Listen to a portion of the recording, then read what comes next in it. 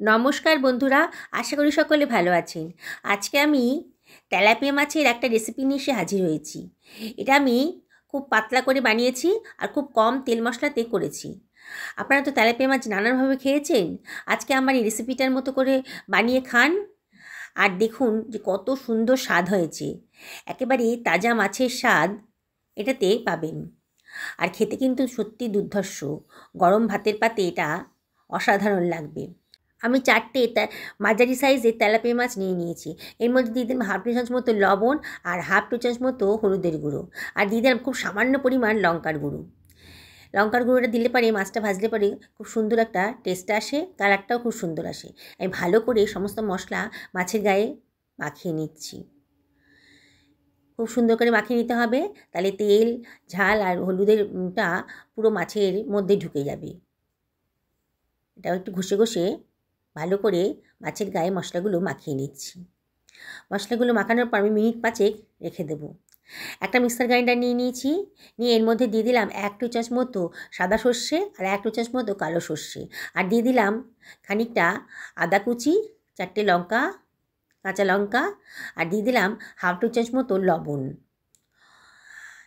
আর দিয়ে দিচ্ছি 2 টেবিল চামচ মতো জল দিয়ে এটাকে আমি একটুখানি গ্রাইন্ড করে নিচ্ছি।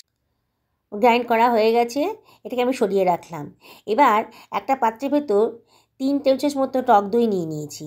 তার মধ্যে দিয়ে দিলাম হাফ টেবিল চামচের কম হলুদের গুঁড়ো, আর দিয়ে দিলাম হাফ টেবিল চামচ মতো জিরের গুঁড়ো, আর হাফ টেবিল চামচ মতো ধনের গুঁড়ো, আর দিয়ে দিচ্ছি 1/4 টেবিল চামচ মতো লঙ্কার গুঁড়ো, আর দিয়ে দিলাম হাফ টেবিল চামচেরও কম লবণ দিয়ে এবার আমি সব কিছু ভালো করে মিশিয়ে নিচ্ছি।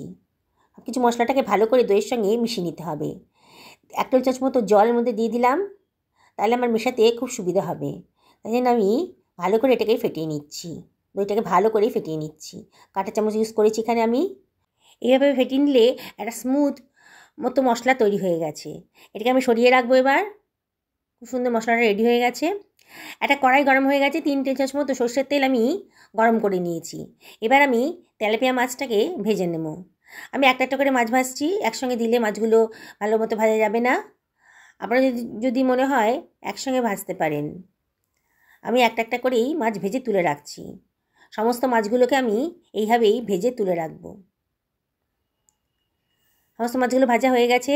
এবার ওই তেলের ভেতরে আমি দিয়ে দিলাম হাফ টি চামচ মতো গোটা জিরে, আর দিয়ে দিলাম আমার সর্ষে বাটার পেস্টটা, এই 3 টেবিল চামচ মতো দিয়ে দিলাম। দিয়ে এবার ভালো করে মিশিয়ে দিচ্ছি। এবার আমি দইয়ের মিশ্রণটাও দিয়ে দিলাম, আর দিয়ে দিলাম বাটি ধোয়া খানিকটা জল। ফ্লেমটাকে এখনও লোতেই রেখেছি, দিয়ে সব কিছু ভালো করে মিশিয়ে দিচ্ছি। দিয়ে অনবরত কিন্তু নাড়তে হবে। মশলাটা বেশ কষানো হয়ে গেছে, মশলার গা থেকে কিন্তু তেলটা বেরিয়ে এসেছে। দেখুন কালারটা কত সুন্দর এসছে। আমার মশলাটা কষানো প্রায় রেডি হয়ে গেছে।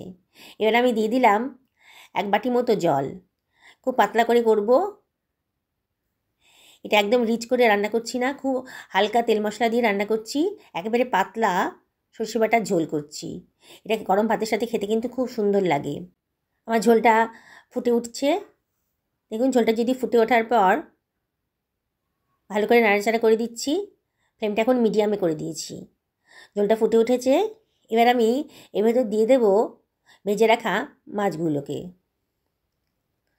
আস্তে করে মাছগুলোকে দিয়ে দিচ্ছি।